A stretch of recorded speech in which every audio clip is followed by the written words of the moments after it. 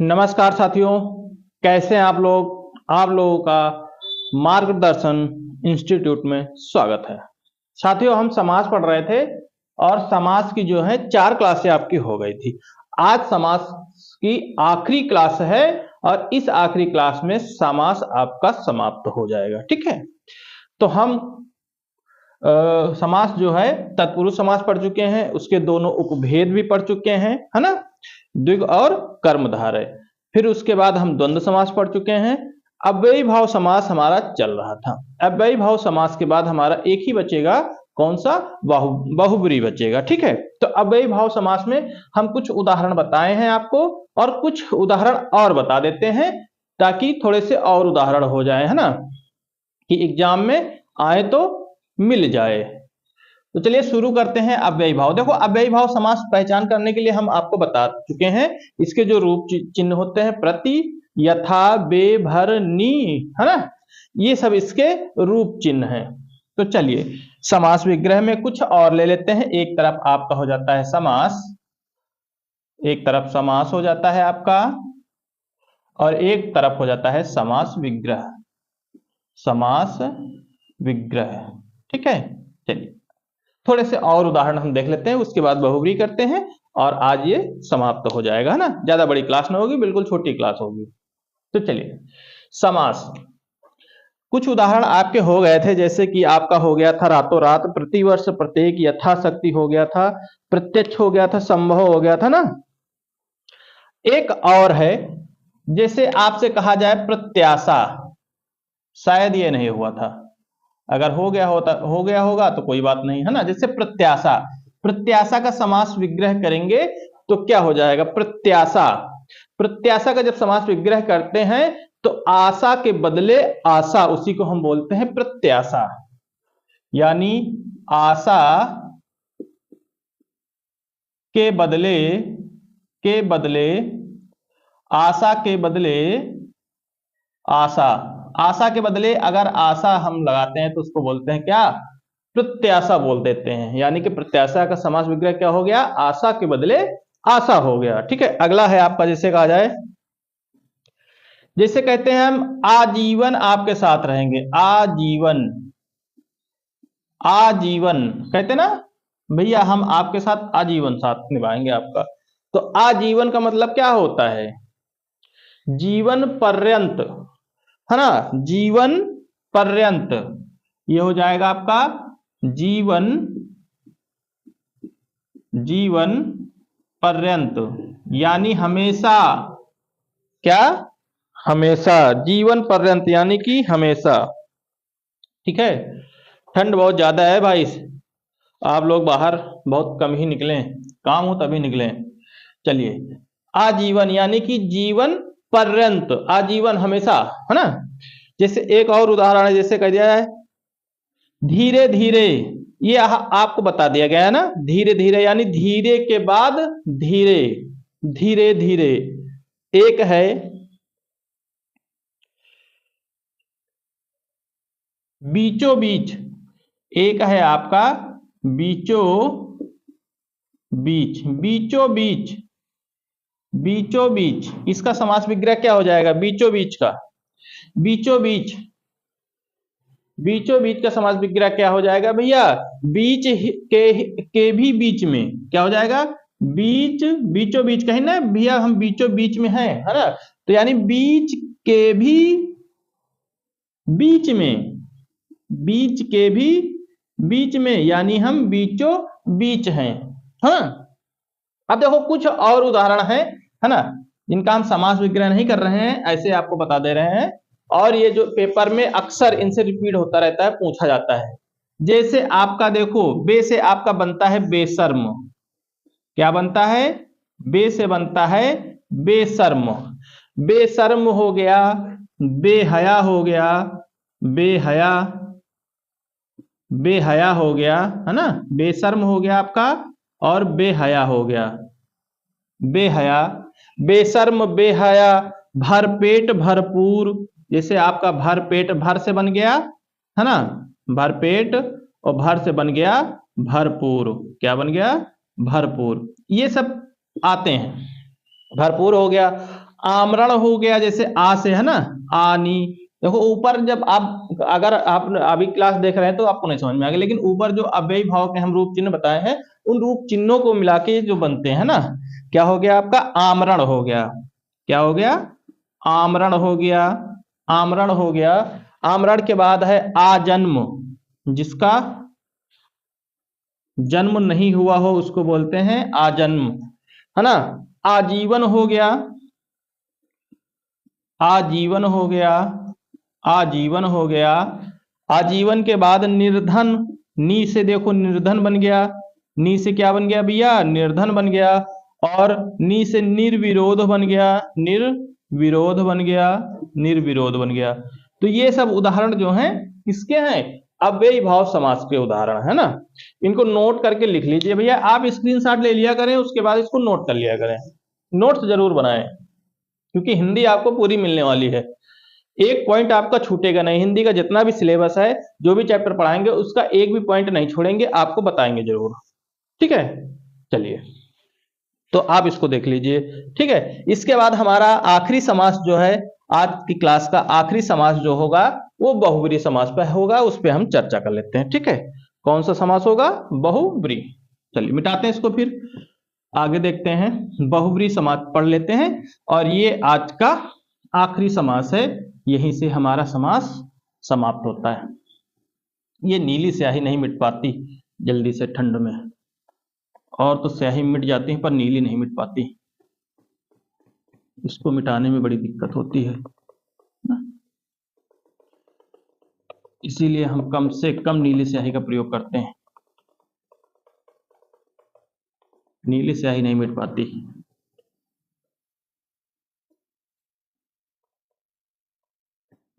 चलिए, जितना मिट गया है।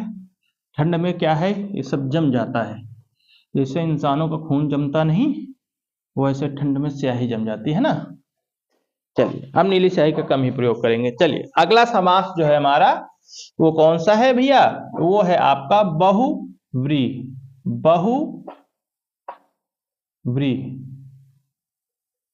बहुव्रीहि, बहुव्रीहि समास, है ना। इस समास के बारे में सभी लोग जानते हैं कि ये क्या है समास, है ना, बहुव्रीहि समास, ठीक है। चलिए, बहुव्रीहि समास, अगर इसकी परिभाषा की बात करें तो देखो, जो बहुव्रीहि समास होता है उसके जो दोनों पद होते हैं, यानी उत्तर पद और पूर्व पद दोनों क्या होते हैं, गौड़ होते हैं। गौड़ का मतलब होता है निष्क्रिय होते हैं। और इसका तीसरा पद जो होता है वो प्रधान होता है ना। और तीसरा पद प्रधान, क्या मतलब, तीसरा पद जो होता है इसका, वो हमेशा पर्यायवाची ही होता है। तीसरा पद क्या होता है, पर्यायवाची होता है। तीसरे पद से अर्थ है कि पर्यायवाची, है ना। चलिए परिभाषा लिख लेते हैं हम, है ना। दोनों पद गौड़ होते हैं, इसके दोनों पद इसके दोनों पद गौड़ होते हैं, गौड़ होते हैं, तथा इसका तीसरा पद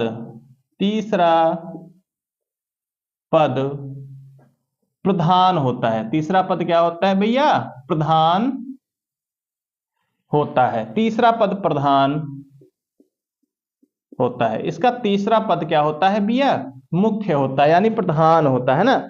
तीसरे पद से अर्थ है कि पर्यायवाची। जो तीसरा पद लिखा हुआ है इसका मतलब है पर्यायवाची। क्या मतलब है, पर्यायवाची, पर्यायवाची। तीसरे अर्थ से मतलब है, शब्द से मतलब है कि पर्यायवाची। हाँ, और ये गौड़ जो लिखा हुआ है इसका मतलब होता है निष्क्रिय, निष्क्रिय है, यानी कुछ भी नहीं, निष्क्रिय है ना। निष्क्रिय किसको बोलते हैं, जो जिसमें कुछ ना हो उसको बोलते हैं निष्क्रिय बोलते हैं, उसको क्या बोलते हैं, निष्क्रिय बोलते हैं, ठीक है। तो इसके दोनों पद गौड़ होते हैं, तथा इसका तीसरा पद जो होता है वो प्रधान होता है, यानी मुख्य होता है, ठीक। अब इसमें कैसे कैसे उदाहरण आते हैं ये आप देख लीजिए। इसमें भी हम समास का समास विग्रह कर सकते हैं, है ना। किसी भी शब्द का हम समास विग्रह कर सकते हैं। तो हेडिंग डाल लीजिए आप लोग, समास। समास, इससे बहुत सारे प्रश्न पूछे जाते हैं और आप लोग इसको हवा में मत लीजिए भाई।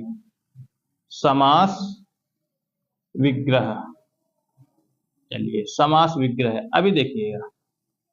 समास विग्रह है ना, बहुब्री समास एग्जाम में अक्सर पूछा जाता है, बहुब्री समास।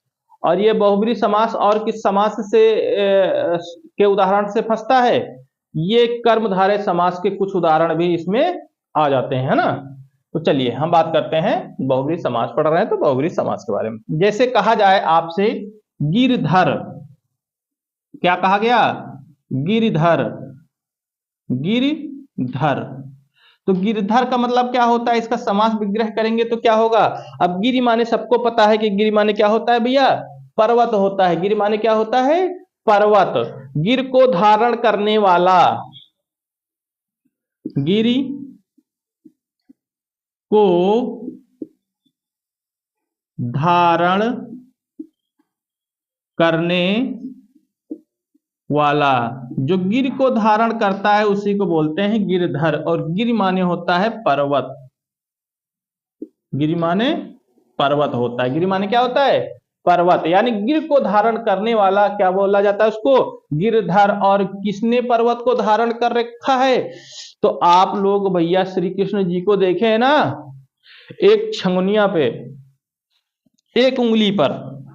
तो ये गिरधर कौन है, ये कृष्ण की पर्यायवाची है भैया। किसकी है, ये कृष्ण की पर्यायवाची है, इसीलिए कृष्ण को गिरधर भी कहा जाता है। क्यों, क्योंकि ये कृष्ण का पर्यायवाची। और गिर माने पर्वत, पर्वत को धारण करने वाला, और पर्वत को यही धारण कर, है ना। ये मत लगा देना कि पर्वत को धारण करने वाला, पर्वत पर जो बैठे होते हैं वो तो शिव जी का है, लेकिन इसमें धारण कर रखा है, जो पर्वत को उठा रखा है उसके बारे में बात हो रही। तो यहां गिरधर हो जाएगा ना। अगला है आपका लंबोदर, ये तो सबको पता होगा, लंबोदर। क्या, लंबोदर, लंबोदर, ठीक है, लंबोदर।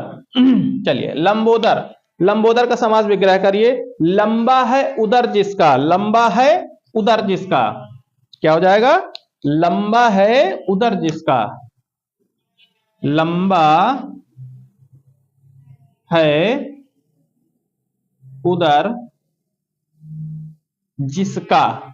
उदर माने होता है पेट, क्या होता है, पेट। उदर माने होता है पेट। उदर, लंबा है उदर जिसका, अर्थात कौन, किसका पेट बड़ा है, तो भैया किसका बड़ा है, बड़ा है गणेश जी का बड़ा है। तो ये गणेश जी की पर्यायवाची है, लंबोदर कहते हैं गणेश जी को, है ना। लंबा है उदर जिसका, उदर माने होता है पेट, है ना। तो लंबा है उदर जिसका, अर्थात क्या हो गया, लंबोदर।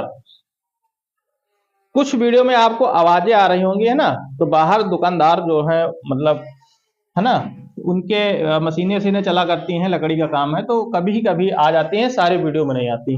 तो थोड़ा आप लोग एडजस्ट कर लेना। और हमेशा नहीं चलता है, लेकिन अब पढ़ाने के समय चलाने लगते हैं तो उनको मना भी नहीं किया जाता ना। चलिए अगला है आपका, जैसे आपसे कहा जाए श्वेतांबर, श्वेतांबर। अगला है आपका श्वेतांबर, अगला है आपका श्वेतांबर, श्वेतांबर, ठीक है। तो क्या हो जाएगा, श्वेत है अंबर जिसका, क्या हो जाएगा भैया, श्वेत है, श्वेत है अंबर जिसका। अंबर माने क्या होता है भैया, अंबर माने होता है वस्त्र। अंबर माने आकाश, कुछ लोग बोलते हैं नहीं आकाश नहीं होता है, अंबर माने होता है वस्त्र। श्वेत है अंबर जिसका, जिसका, श्वेत माने क्या होता है, सफेद, है ना, सफेद होता है।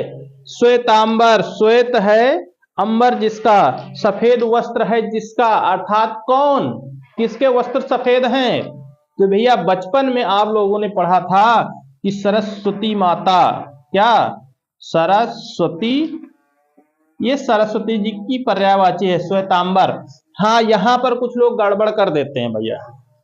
श्वेतांबर, श्वेत मतलब होता है सफेद, और सफेद वस्त्र धारण करता कौन है, ये करती हैं सरस्वती जी, ठीक है, ये पर्यायवाची सरस्वती जी की हो गई है ना। यानी श्वेत है अंबर, जिनका अंबर मतलब वस्त्र, जिसका श्वेतांबर। ये कुछ लोग श्वेतांबर कृष्ण का लगा देते हैं, है ना, कुछ लोग लगा देते हैं किसका, किसी और का लगा देते हैं, तो ये गलत है। कृष्ण का लगा दिया या राम का लगा दिया किसी ना, श्वेतांबर जो होता है वो सरस्वती के पर्यायवाची है। चलिए अगला है आपका जलज।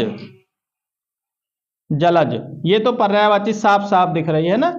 जलज यानी जल में जन्म लेने वाला, अर्थात कमल। जल में जन्म लेने वाला, जल में जन्म लेने वाला, अर्थात भैया कमल। जो जल में जन्म लेता है उसको क्या बोलते हैं, कमल। और जलज किसकी पर्यायवाची है, ये कमल की है। ये तो साफ साफ दिख रहा है ना। बहुब्री समास बहुत मस्त समास है, इसमें केवल पर्यायवाची ही आपके आनी है ना। जलज हो गया। अब जैसे एक और आता है आपका जलद, जल को धारण करने वाला, जल को धारण करने वाला, जल को धारण करने वाला, जल को धारण करने वाला जलद, या जल देने वाला लिख लीजिए। आपको जल को धारण नहीं, जल को जल देने वाला उसको बोलते हैं जलद। जल देने वाला या जल को धारण करने वाला, कुछ भी लिख सकते हैं आप, दोनों को अर्थ एक ही है। तो जलद किसकी पर्यायवाची है भैया, ये बादल की है। बादल ही तो जल देता है हमें, और बादल ही तो जल को धारण करके रखता है ना। जब बारिश होती है तो हमें जल देता है। तो जलद, जल को धारण करने वाला भी सही था, और जल देने वाला उसको भी हम यही कहेंगे। अब जैसे एक और आपका है मनोज। मनोज में कौन सा समास है, तो मनोज में बहुब्री समास है। तो भैया मनोज का समास विग्रह करें, क्या हो जाएगा।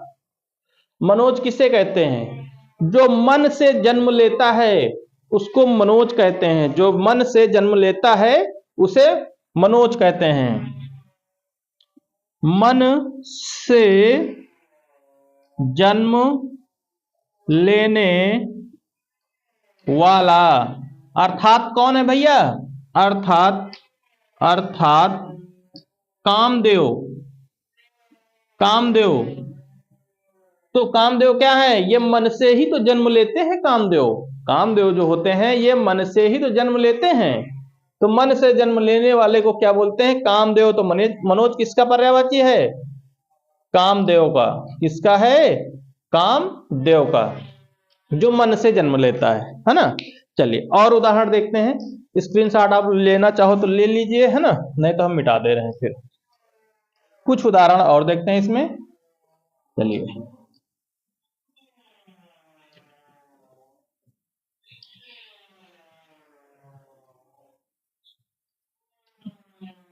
और उदाहरण देखते हैं। मनोज हो गया। एक आपका बहुत पेपर में पूछा जाता है वज्रपाणी। वज्रपाणी यानी कि वज्रपाणी का समास विग्रह करेंगे तो क्या हो जाएगा, वज्र को धारण करने वाला। क्या हो जाएगा, वज्र है पाणी में जिसके, इसका समास विग्रह हो जाएगा वज्र है पाणी में जिसके, अर्थात कौन है, ये वज्रपाणी इंद्र की पर्यायवाची है, इसलिए ये बहुब्री समास। वज्र है पाणी में जिसके, पाणी का मतलब क्या होता है, पाणी का मतलब होता है हाथ। हाथ में जिसके, पाणी का मतलब होता है हाथ होता है। पाणी का मतलब यानी वज्र है पाणी में जिसके, यानी वज्र है हाथ में जिसके, अर्थात किसके हाथ में रहता है वज्र, ये इंद्र के हाथ में रहता है, इसलिए इसे वज्र पाणी कहते हैं। चलिए अगला है चतुर्भुज। चतुर्भुज, चतुर्भुज का समास विग्रह करिए भाई। चतुर्भुज का क्या होगा, चार भुजाएं हैं जिसके, चार भुजाएं हैं जिसके, किसके भैया, चार भुजा वाला कौन है देवता, विष्णु जी हैं। तो ये चतुर्भुज किसकी पर्यायवाची है, ये विष्णु की पर्यायवाची है ना, या अर्थात करके लिख सकते हैं, अर्थात विष्णु हैं, अर्थात क्या है, विष्णु। चलिए एक आपका पर्यायवाची दिगंबर, देखो ये सारी जो है बहुब्री समाज के उदाहरण सब पूछे गए हैं ना। अगला है आपका दिगंबर, आप एग्जाम पेपर कोई उठा के देख लीजिए, इससे पूछा ही जाता है बहुब्री समाज से, और ले दे के यही सब आते हैं। जैसे दिगंबर में कौन सा समास है, तो दिगंबर में बहुब्री समास है। दिगंबर, इसका समास विग्रह करेंगे क्या हो जाएगा, दिशाएं हैं वस्त्र जिसके, दिशाएं हैं वस्त्र जिसके, जो दिशा को ही अपना वस्त्र समझ लेते हैं ना, अर्थात समझते हैं, अर्थात कौन, शिव जी। ठंडी गर्मी सर्दी सब में जो है ये ऐसे ही रहते हैं, एक बस शेर की खाल पहने हुए, अर्थात कौन है ये, शिव। दिगंबर किसकी पर्यायवाची है, शिव जी की पर्यायवाची है, जिनकी दिशाएं ही वस्त्र हैं, यानी चारों दिशा जो है, आठों दिशाएं जो हैं, बस वही वस्त्र हैं उनके, और कपड़ों से मतलब नहीं है। चलिए अगला है नीलांबर, ये बताइए आप किसका है, नीलांबर, नीलांबर, लो भैया नीलांबर, नीला है अंबर जिसका, ये बता दीजिए, नीला है अंबर, अंबर मतलब होता है वस्त्र जिसका, अर्थात कौन, अर्थात कौन, क्या कोई बता सकता है नीलांबर, अगर आपको पता है तो नीलांबर बताइए किसकी पर्यायवाची है।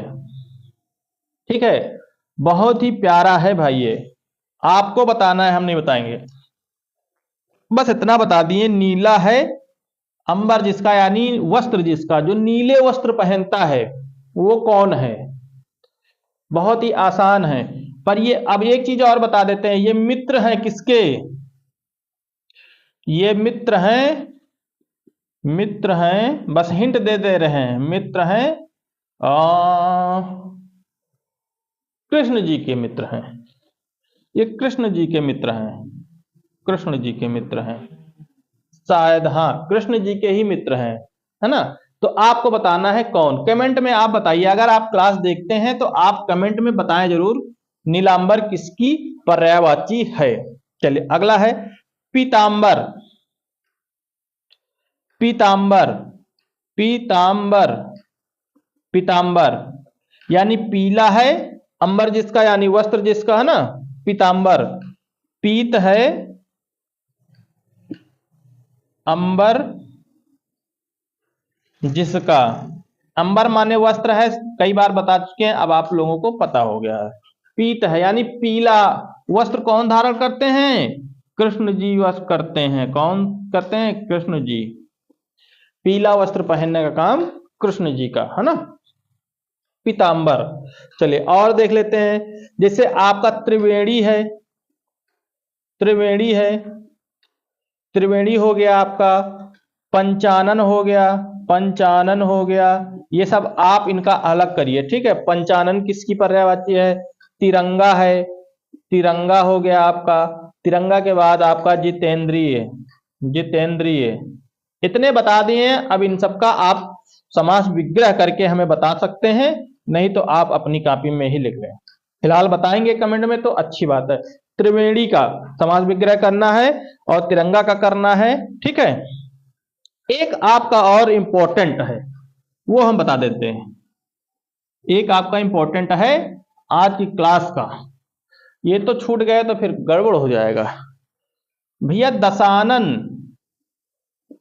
दशानन, दशानन किसका है भैया, दशानन, दशानन का समास विग्रह करेंगे तो क्या हो जाएगा, दस हैं आनंद जिसके, दस हैं आनंद जिसके, आनंद मतलब होता है क्या, दस हैं आनंद जिसके, आनंद मतलब होता है मुख, आनन मतलब होता है मुख, या तो सबको पता होगा ना, मुख जिसके, और इनको हर साल जो है आग में जलाया जाता है, अर्थात कौन है ये, रावण है, रावण, है ना। तो ये रही आज की क्लास, समास की आखिरी क्लास थी समास। उम्मीद करता हूं आप लोगों को अच्छे से समझ में आया होगा। अब आप लोगों को अगर कोई पॉइंट छूट रहा है समास में तो आप हमें बता दीजिए कि हाँ ये पॉइंट नहीं पढ़ाया गया है ना।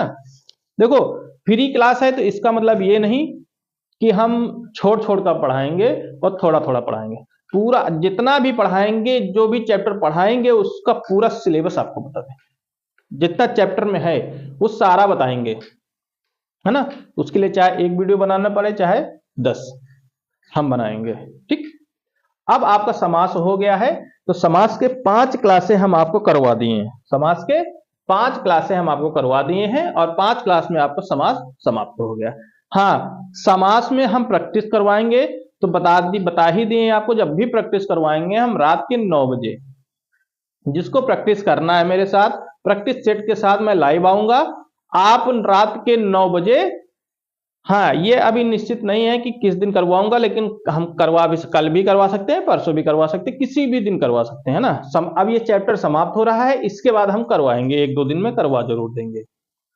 तो आप लोगों को अगर प्रैक्टिस करना है तो रात के 9 बजे आप पहली बात तो चैनल सब्सक्राइब कर लीजिए और बेल आइकन पे ऑल कर दीजिए, ताकि अगर लाइव आए तो सबसे पहले आपके पास पहुंच जाए। हम वहां पर डिस्कशन करेंगे, ठीक है। जो भी हमारे साथ जुड़ेगा, है ना, उसके साथ में हम डिस्कशन करेंगे, ठीक है।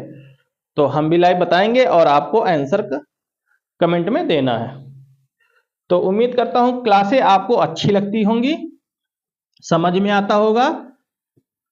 अगर नहीं समझ में आ रहा है तो आप बता सकते हैं कि आप जो पढ़ाते हैं वो समझ में नहीं आता, लेकिन हमें तो पूरी उम्मीद है कि आपको अच्छे से समझ में आ रहा होगा और काफी लोग पढ़ भी रहे हैं। अच्छा लग रहा है मुझे, क्योंकि चैनल में सब्सक्राइबर भी 1-2 करके रोजाना बढ़ रहे हैं, तो आप लोग भी थोड़ा थोड़ा सहयोग करते रहें, है ना, तो हमारा भी मनोबल ना टूटे और हम आपको चाहे यूपीएसआई का हो, देखो यूपीएसआई में, यूपी पुलिस में, लेखपाल में, इन सब एग्जाम जितने भी होते हैं यूपी SSSC के अंतर्गत जिसमें हिंदी आती है, हिंदी सब एक ही होती है ना, ये नहीं कि हिंदी अलग अलग। अब यूपी पुलिस आ गया है तो आप लोग यूपी पुलिस की तैयारी कर रहे हैं, यूपीएसआई का कर रहे हैं तो अच्छी बात है, यूपीएसआई तो हम पढ़ा ही रहे हैं, यूपी पुलिस और यूपीएसआई लेखपाल सब इसी में है, हिंदी एक ही है, पढ़ना वही है, छोड़ेंगे कुछ नहीं, जितना सिलेबस में, जितना टॉपिक चैप्टर में होता है वो आपको पूरा बताएंगे, है ना। ये नहीं कि एसआई का है तो हाई लेवल पढ़ाया जाए, हाई लेवल कुछ नहीं, हिंदी का जितना सिलेबस होता है बस उतना ही आएगा, है ना। अब आयोग अंदर से तोड़ तोड़ कर क्या पूछता है वो आयोग जाने भैया, है ना। लेकिन कितना भी सॉरी कितना भी पूछे, अगर आप अच्छे से पढ़े हैं तो आपको आ जाएगा, ठीक है। तो चलिए ठीक है, हम यही क्लास समाप्त करते हैं और आने वाले अगले चैप्टर के साथ में आपसे मुलाकात करते हैं। आज के लिए इतना ही, मिलते हैं अगली क्लास में, धन्यवाद।